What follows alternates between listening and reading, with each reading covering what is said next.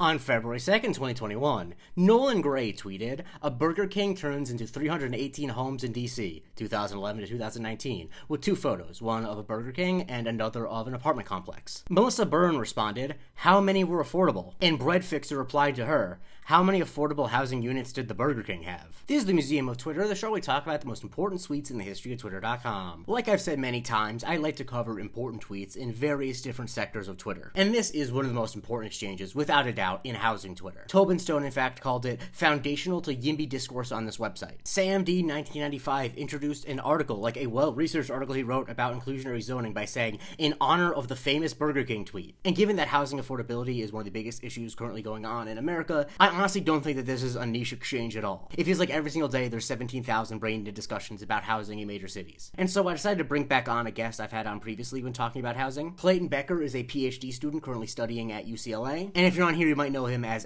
@Diva Sunglasses, the guy who talks about housing and other political science stuff on long walks in LA. You seem very aware of this exchange. I assume that this is very big in like the housing online community.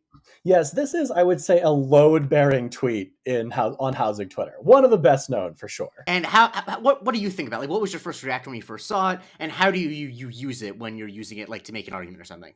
Yeah, I mean, like, it's just so obvious, right? That, like, if you're talking about housing, replacing a Burger King that has absolutely no housing whatsoever, even if there are no, like, affordable units, is better than keeping the Burger King there. And so it's just like, we call these people bananas, the build absolutely nothing anywhere near anyone crowd. It's like the extension of NIMBYs, right? And so whenever someone has like a crazy argument about why you shouldn't build housing somewhere, we'll just say, okay, well, how many affordable housing units did the Burger King have? How often do you see that being used when like actual housing is being built and someone will like jump in and be like, "But how much of it is affordable?" I mean, I would say like at least in like the public meetings that I've attended and the ones that I study, because this is like sort of a big deal in my academic work, it's a lot of the time. Like I would say a solid 85-90% of the time, someone brings up, well, like how much affordable housing is this development going to have? And what is like, this is obviously one of the silliest arguments that someone's made. Do you have any others, ones that come to mind of, silly pushback that people have gotten for trying to build housing in places like a Burger King? Yeah, I mean, like the biggest one that I see more often than I care to admit, frankly, is people talking about shadows, and how the big tall buildings are going to cast shadows. Meanwhile, like every time they go to a park, they sit in the shadow of a tree, right? Because they don't want to actually be out in the sun. It's just, I think, such a pitch perfect encapsulation of just how ridiculous the arguments get on this. And like I'm so happy that it happened 6 years ago at the beginning of when I started doing this advocacy online, because I can't imagine not having the fallback of this exchange to fall back on. It is really funny too, because like you can't. It's clear that they go to that argument because the normal argument of like the aesthetics of it. It's like the Burger King looks like shit and this apartment building looks completely normal. Yes, no, absolutely. I think there is a degree to which I can understand people being concerned about the idea that building not affordable housing is Mhm. going to have negative consequences.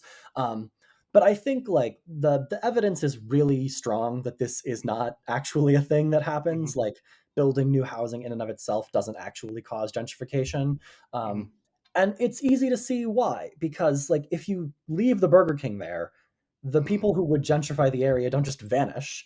They just move into the housing that exists, right? And so replacing the Burger King with the 312 apartments or however many Mhm. apartments it is just like a straight up, strictly good thing to do. I think this type of thing is related to like the argument of we can't build any more housing until the socialist revolution happens and all housing's free. That's a whole other can of worms, but I think that that's Whole relatable. other can of worms, yeah. Yes, but it feels similar where it's like, well, if it's not worth building any housing unless it's like public housing, well then like we gotta wait till the socialist revolution happens.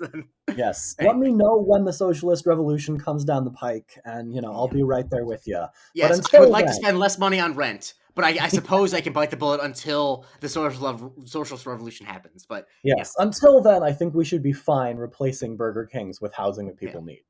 Exactly. And by the way, you're actually wrong that the Burger King did actually house one person. It housed the king. The king lived there. He had to move. That's not there. I want to thank Clayton for coming back on the show. If you want to learn more about housing, please go to his page. He's super informative. He's informed me about a lot of stuff and has made me a lot smarter on the subject. And so, as Clayton mentioned, how many affordable housing units are in the Burger King is often used as a refrain to push back against people asking bad faith questions about affordable housing. Like when Chris Tortolà talked about turning a car wash into a 72-unit apartment building, Phil Abaza said, how many of them were affordable? Which led the aforementioned Sam D 1995, who's one of the big users on housing Twitter, to say, how many affordable housing units did the car wash have? And it's even followed M. Nolan Gray to Blue Sky, where he posted, a parking lot turns into 463 homes over shops in San Francisco. And Daniel Middleman said, how many affordable units did the parking lot have? When Ryan Radia noted that the first Five Guys location ever was turned into apartment buildings, he jokingly asked himself, but how many units did the Five Guys have? And God forbid a Burger King is ever turned into housing, everyone will make the joke. Like when Michael McLean posted these two photos of a Burger King in Chicago being turned into 31 apartment buildings, Herman Millie Rock, among other people, said, but how many are affordable? And I think the cat gets at what's frustrating about this exchange and how it's